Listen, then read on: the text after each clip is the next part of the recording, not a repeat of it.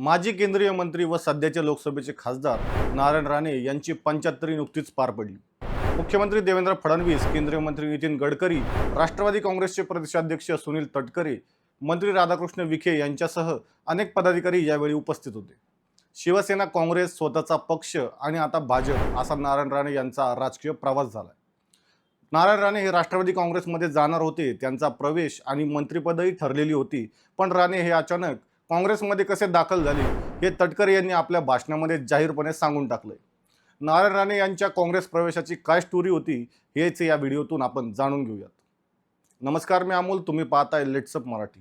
नारायण राणे बाळासाहेब ठाकरे यांचे खास आणि जवळचे होते, त्यामुळे 1995 ते 99च्या युती सरकारमध्ये राणे महसूल मंत्री झाले आणि त्यानंतर 1999ला 10 महिने ते मुख्यमंत्री पदावर राहिले।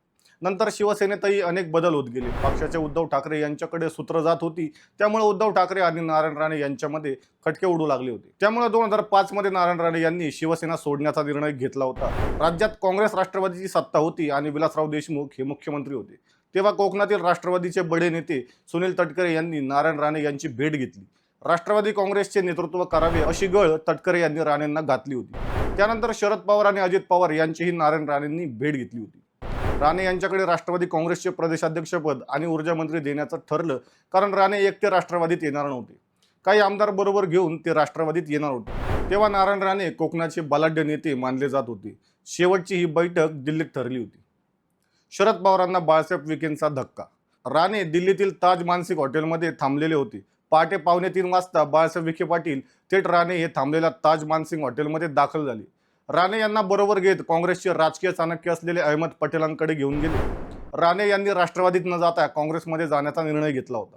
तेव्हा राणेंना मुख्यमंत्री पदावर बसवले जाईल असा शब्द दिला गेला होता, परंतु राणे यांच्या आडून बाळासाहेब विखेंनी शरद पवारांना शह दिला होता, कारण तेव्हा राष्ट्रवादी काँग्रेस राज्यात सर्वात मोठा पक्ष मानला जात होता। राष्ट्रवादीचे 71 आमदार होते तर काँग्रेसचे 69 आमदार। राणे हे काही आमदारांबरोबर राष्ट्रवादीत आले असते तर राष्ट्रवादीची ताकद वाढली असती। त्यानंतर मुख्यमंत्री पदही राष्ट्रवादीकडे गेलं असतं।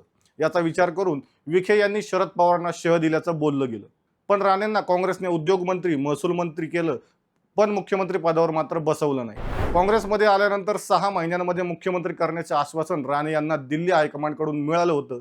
3दा संधी मिळूनही राणेंना मुख्यमंत्रीपद मिळालं नाही। 2008च्या मुंबई दहशतवादी हल्ल्यानंतर विलासराव देशमुख हे मुख्यमंत्री पदावरून पायउतार झाले। राणे हे मुख्यमंत्री होतील असं वाटत होतं, पण अशोक चव्हाणांच्या गळ्यात मुख्यमंत्री पदाची माळ पडली। तेव्हा राणे यांनी काँग्रेस नेत्यांवर आगपाकड केली होती।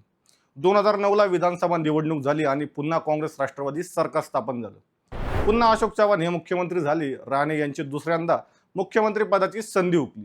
2010 मध्ये मुख्यमंत्री अशोक चव्हाण यांच्यावर आदर्श इमारत घोटाळ्याचा आरोप झाला आणि अशोक चव्हाण पदावरून पायउतार झाले, पण त्यांच्या जागी पृथ्वीराज चव्हाण यांना मुख्यमंत्रीपद दिले।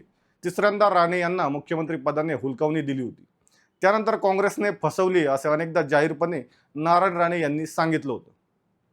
त्यानंतर नारायण राणे यांना 2014ला मोठे धक्के बसले। ते विधानसभेला पराभूत झाले तर मुलगा निलेश राणे लोकसभेला पराभूत झाला। तब्बल 12 वर्ष काँग्रेसमध्ये राहिल्यानंतर नारायण राणे यांनी 2017ला महाराष्ट्र स्वाभिमान पक्ष काढला। त्यानंतर ते भाजपमध्ये गेले। काँग्रेसमध्ये पडता काळ पाहिला, पण भाजपमध्ये पुन्हा राणे कुटुंबाला आता चांगले दिवस आलेत। तर मंडळी, ही माहिती तुम्हाला कशी वाटली हे आम्हाला कमेंटमध्ये नक्की सांगा आणि आमच्या लेट्स अप मराठीला फॉलो करायला विसरू नका। धन्यवाद।